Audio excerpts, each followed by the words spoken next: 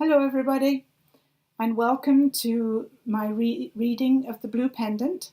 I'm Susan Jennings, and I'm the author of the book, The Blue Pendant, and we've already recorded episodes 1 and 2, and today I'm going to record episode 3. If you recall, Anna has arrived at the Sackville Hotel, and things haven't quite worked out just as well as she thought they might do. But she has met Bill Blaine, the underchef, and Bill has been very kind to her, and she has made a big mistake on the telephone exchange, if you recall, and is now going to apologize to the front desk clerk, Mr. Litton. So she has apologized to him, and chapter 3 is headed Bill and Alex. Bill eased around the kitchen door. He hoped Chef had not missed him, but before he could get to his station, a chilling roar reverberated off the surrounding sterile white tiles, a marked disparity to the warmth and pleasant aromas emanating from the oversized Aga cooker. The casual kitchen chit-chat stopped, waiting for Chef's roar to subside into recognizable words. Chef Louis, as English as the king himself, had adopted a French accent that fooled nobody. He had trained in Paris, or so he said. However, his culinary prowess, second to none, resulted in the Sackville Hotel's world-renowned reputation for excellent cuisine. But like most chefs, predisposed to perfection and of a continental temperament, whether adopted or real, he had a short, cruel temper, of which Bill Blaine was habitually on the receiving end. "Monsieur Blaine, the chickens pour le coq au vin prepared themselves?" His sarcastic tone ended on an unnaturally high note. His white chef's coat pulled taut across his ample girth, and his chef's hat added several inches to his already tall frame. The thickness of his neck, undefined from his round, puffy red face, gave him the appearance of a flashing beacon, currently aimed at the cutting table. Several naked birds lay on the scrubbed wooden surface, their necks and heads hanging over the edge, swinging like grotesque novelty pendulums. "No, sir. No, yes, Chef," Bill said, making no attempt to excuse his absence. He swiftly gutted and dissected the chickens, aware of the kitchen bustle returning to normal, following an audible sigh of relief that, this time, Chef's outburst had been short.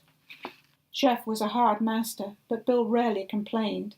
His passion for cooking and the culinary arts matched Chef's, and he considered it a privilege to be apprenticed to such a talent. Once the preliminary preparations were complete for the guest dinner, Bill began to prepare high tea for the staff, which brought his thoughts back to Anna. "I wonder how she's getting along with old Prickly Pickles."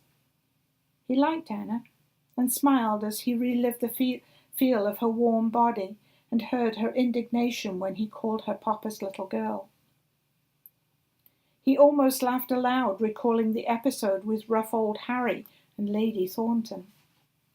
He admired this spirited young woman, who was undoubtedly heading for trouble. In an instant he realized he wanted to be her protector, and wondered why she was having such an effect on him. Jolted back to reality by Mrs. Banks' voice, Bill tried to compose himself. "Mr. Blaine, are you unwell?" "No, Mrs. Banks, I'm quite well," Bill replied, frowning at such an odd question. Then he became conscious of the heat radiating from the open oven, where he was standing staring not at the large roast of mutton bubbling in the pan, but through the side window that looked directly onto the bench, where he and Anna had had their last conversation. "You looked very flushed. Are you sure you aren't coming down with a fever?" "I assure you I am only flushed from the heat of the oven. A little distracted, embarrassed." Bill let his words fade away. Mrs. Banks left the kitchen and Bill's thoughts wandered yet again. His first impression of Anna reminded him of his mother. Both women were feisty, stubborn, and had airs and graces. Albeit his mother's airs and graces were genuine. Lady Margaret, as Bill's mother was once known, was the youngest daughter of the Earl of Clyne. She had eloped with the stable manager, Thomas Blaine, Bill's father. Bill appreciated the finer points of etiquette and grace passed on to him by his mother. He pictured her eyes, the same azure blue as his own, full of tenderness, and yet even as a child he had sensed a shadow in those eyes, perhaps a yearning for the life she had rejected for the love of Thomas Blaine. That same love had given him a loving home instead of nannies, governesses, and boarding schools. Raised by his parents, mostly his mother, Bill had attended the local school where he and his best friend Alex Walker had spent their school days. Their friendship had started before school. They met at Alex's father's shop, John Walker's Kilts and Tailoring, on Princess Street in Edinburgh. Bill's father ordered the jockey and stable livery at John Walker's shop. As their fathers talked business, or more often their mutual interest in horse racing and gambling, the mischievous boys became bored. Always the prankster, Alex habitually charmed himself into and out of trouble. Bill, the quiet, practical, deep thinker, lived contentedly in Alex's shadow, one complementing the other, and the two became inseparable at an early age. Alex's mother expressed an uncharacteristic fondness for Bill because of his mother's social status. Petunia Walker's airs and graces were far beyond the social status of a tradesman's wife. The boys, now grown young men, both studied the hotel business after leaving school. Bill, quiet and creative, chose cooking. Alex, with his natural charm and an uncanny ability to instinctively know what people needed, studied all aspects of the hotel service. Still the prankster, this childhood attribute would often get Alex into trouble, and on occasions it was annoying and inappropriate. Bill hoped, but was doubtful, that Alex had mended his ways. Bill had begun his apprenticeship with Chef Louis in April. Although they had applied at the same time, Alex had to wait until the end of June before starting his position as head waiter. As boys, they had constantly talked of travel and adventure, and as young men, they considered the hotel business to be a perfect medium to provide jobs while they explored England and the continent of Europe. Bill had his sights set further afield to the colonies of Africa, India, and America. He rarely spoke of his ultimate desire to live in America. Amy's voice brought him abruptly back to the present. "Mr. Blaine, what shall I put out for tea?" "There's a small sponge cake on the wash dresser, and there are biscuits in the cupboard." The staff meals were also Bill's responsibility. The staff took their tea break when duties allowed, usually between the guests' afternoon tea and staff high tea. It was a welcome 15-minute break between luncheon and high tea, and the last opportunity for the kitchen and dining staff to relax until after the dining room closed at 11 o'clock. Having wasted considerable time daydreaming, Bill was annoyed that he would not have time to join the staff for tea, a missed opportunity to talk to Anna.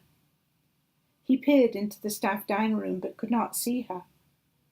Maybe Mr. Pickles had not allowed Anna to have a break. He heard the baize door open and turned to see Anna walking towards him. "Mr. Blaine." "Bill, thank you for your advice. Mr. Litton accepted my apology. I am grateful to you." "I hope I wasn't too harsh. How was your afternoon with Mr. Pickles?" Anna sighed and shrugged her shoulders. "I'm not sure." Bill waited for her to explain, but she simply smiled and said, "But I'm certainly more accomplished at shorthand and typing than operating the telephone." Bill wondered why she had hesitated and opened his mouth to ask when a roar came from the kitchen. "I have to go," he said. giving Anna a beaming smile and the customary wink. Chef was unrelenting and kept Bill working until late that night. He didn't see Anna again until breakfast the next morning, but she hardly said a word, and he saw little of her for 2 weeks. Alex was due to arrive today, and Bill had arranged to have time off in order to meet his friend's train.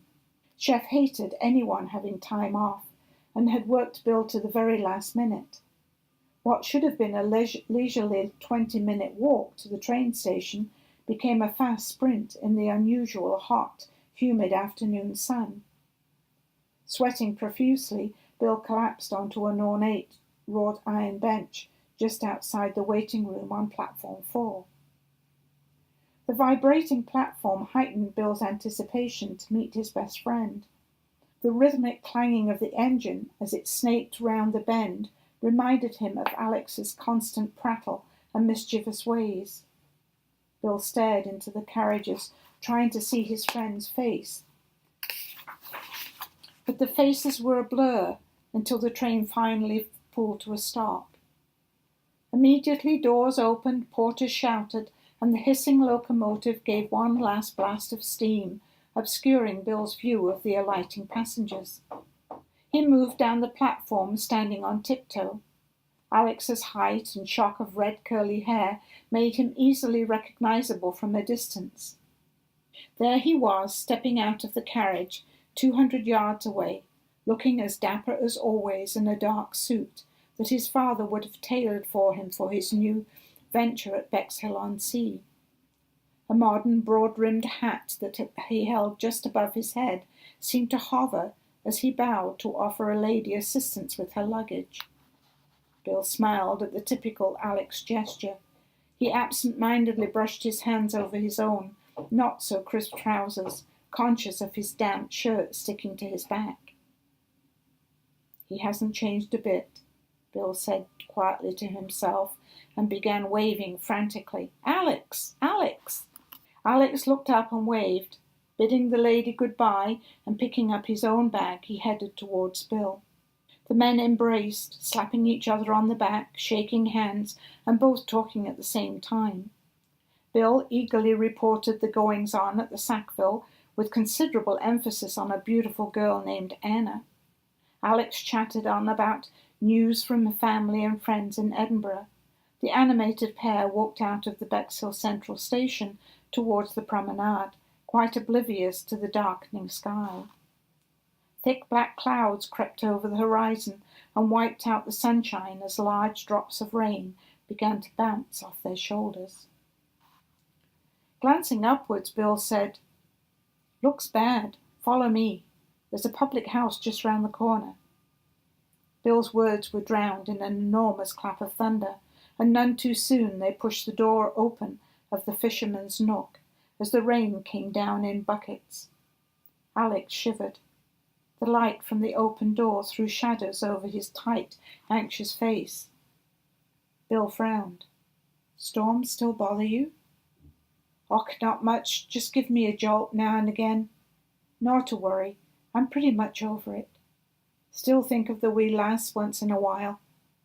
Alex brushed his hands over his face. "The sweetest sister. If only I hadn't. The lassie was only 15. "Alex, it wasn't your fault. You could not have known that a vicious storm was brewing, or that Meg would catch a chill that would lead to her death. No one did. She was young and healthy." Alex interrupted. "I don't want to talk about it. Let's eat." The proprietor, nicknamed Nosy, a chubby man with a bulbous red nose, which was known to turn purple by the end of a particularly busy evening, greeted Bill warmly. The Sackville staff was well known at the pub. Alex and Bill settled down to a plate of hot steaming mussels, fresh crusty bread, and a pint of ale. "Tell me about this beautiful lassie, Anna," Alex demanded with a cheeky smile. "I think you're quite smitten with this lady." "Hardly know her." Bill cleared his throat. "She arrived a couple of weeks ago. She's quite lovely, golden brown hair with curls often escaping from the pins, and delightful blue eyes. Bill grinned as he visualized her running down the hall. She is strong-willed, stubborn, and somewhat spoilt, and is finding it difficult to fit into hotel life. Last sounds like trouble, Alex said, frowning with a puzzled look. Will ye no introduce me? Hands off, Bill shouted with much more force than he intended. You may be my closest friend, but this lady is special. I want to get to know her without you charming her away from me. Bill laughed and playfully punched Alex on the arm, attempting to display his unexplained reaction. All too aware of Alex's charm, Bill wanted to defend his liking for Anna. Most women couldn't help themselves as they fell for this handsome red-headed Scot. Bill rarely acknowledged his blonde hair and unusual eyes as good looks. He was self-conscious of his shorter stature and quiet demeanour. Women interpreted this as elusive and shy, certainly no match for Alex's natural magnetic charm and flamboyance. On the surface, and frequently to outsiders, they seemed to be unlikely friends. Bill had always accepted Alex's popularity and was content to be the studious one of the pair. In the past, Alex had chosen their female companions, but Anna was different. Feeling merry after consuming several pints of ale, they left the pub. Mr. Pickles did not approve of the servants frequenting pubs, or indeed of drinking alcohol at all. Bill suggested they walk the promenade until their heads were clear of ale. They walked in silence, enduring the strong, gusty wind. The sound of the waves echoed as they pounded on the beach. The storm had passed, then the rain subsided, leaving a turbulent sea and a pleasant coolness to the evening. Bill opened the back door of the Sackville. The aroma of sizzling beef filled the warm air. Not wanting to be coerced into the kitchen, Bill rushed by the open door into the staff dining hall. Sophie Romano, the sole occupant, stared pensively at a cup of tea. There are some late diners. I wish they would come down for dinner so I can finish turning down the beds. Miss Romano, Sophie, is our head housemaid, and this is my closest friend, Mr. Alex Walker. He's about to take up his position as head waiter here at the Sackville. Charmed to make your acquaintance, Miss Romano, Alex said, as though he were addressing a princess. She looked up from her tea and giggled. Pleased to meet you, Mr. Alex Walker. Bill had never seen her look demure, let alone giggle. Hiding his amusement, he attempted to break the charm by asking, Sophie, has Mrs. Banks retired for the evening? Yes, I think she's in her sitting room, and Mr. Pickles retired to his study at 6 o'clock as usual. Her stare was fixed on Alex as she spoke. Alex, I will introduce you to everyone in the morning. Chef will also want to see you. However, now is a very busy time in the kitchen, so we'll leave that until tomorrow too. Bill yawned and caught a shuffled yawn from Alex as well, and led the way to the staff sleeping quarters. At the top of the service stairs facing Mrs. Banks' bedroom, Bill stopped. That is Mrs. Banks' bedroom. Her sitting room is downstairs. To your right are the women's quarters, and to your left the men's. Bill hesitated, eyed Alex with concern, and continued with a serious tone to his voice. Never venture into the women's quarters. Sounds very serious, Alex said with a grin. Alex, this is serious. It's grounds for dismissal. Och, believe me, I may like flirting with the lasses, but I'm not likely to jeopardize my position here. I understand. By the way, I notice you called Sophie by her Christian name, but introduced us formally. What's the protocol? Always be formal in the guest areas, but most of us use our first names in staff quarters. Superiors always formal. As head waiter, Alex was privileged with a small room to himself. Like most of the staff bedrooms, it was nestled in the eaves of the roof. Bill stepped in and Alex followed, automatically ducking his head. Alex's height was ill-suited to the sloping ceilings. Before calling it a night, they agreed to meet in the staff dining hall before breakfast. The introductions and Alex's orientation would follow. Closing the bedroom door, Bill was pleased to see he was alone. Not as privileged as head waiter, he shared his larger room with one of the bellboys.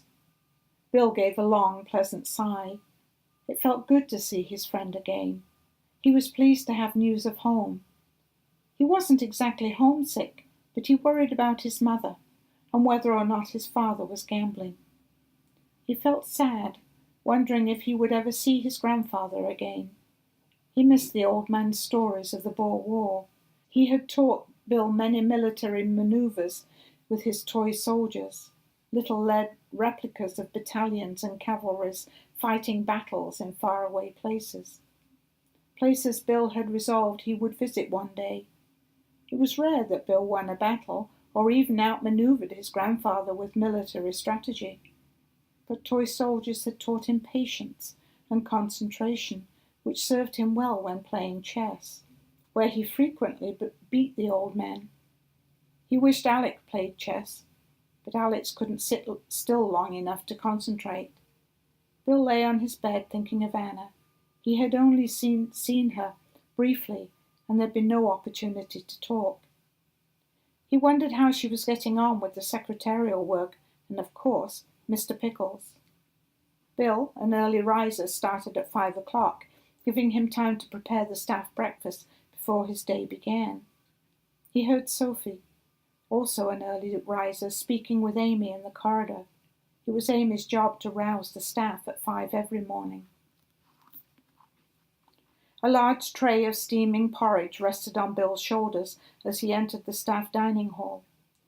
Anna had adopted the task of setting the table for breakfast to help the kitchen staff. Delighted to find Anna alone, he stuttered shyly, How are you? I am well, thank you. How are you doing with the front desk and the telephone? I like working on the front desk, and I'm getting much better with the telephone, but I spend most of my time with Mr. Pickles. She looked away. Anna, is something wrong? Bill saw anxiety in her face. Anna, what is... Sorry, am I interrupting? Alex said. No, of course not. Alex, I'd like you to meet Miss Anna Neale, our new assistant desk clerk and secretary to Mr. Pickles. Feeling the heat flush feverishly from his neck to his face, he prayed that Mrs. Banks did not appear. And Miss Neale, this is my closest friend, Mr. Alex Walker. Alex arrived yesterday from Edinburgh. Alex bowed. I'm pleased to meet you, Miss Neale. Bill has told me much about you. Anna looked startled. He has? She quickly composed herself. Bill has shown great kindness towards me. My first days here have been difficult. The conversation was cut short as the staff came in for breakfast. Once the meal was over, Alex met with Mr. Pickles for his orientation, and Anna took up her post at the front desk until Mr. Litton arrived. Bill hustled into the kitchen before Chef lost his temper. He had a challenge today, as the lunch menu included quenelles of salmon, a delicate dish which Chef had entrusted to him. He felt good today, flattered that Chef finally trusted him and impressed that Alex had not tried to charm Anna. When he remembered the anxiety on Anna's face, he suspected Mr. Pickles, the prickly bastard, had upset her. He wanted to find a way to meet Anna so they could talk, and preferably before Alex used his charm. And that's the conclusion of episode 3. And I will be reading episode 4 probably in a week or 2 weeks' time. So I hope you enjoyed it. And of course, if you want to catch up with the book, it's available on Amazon, and the ebook is available from all of the retail stores. So thank you very much for listening. We'll see you in probably a couple of weeks with episode 4. Bye.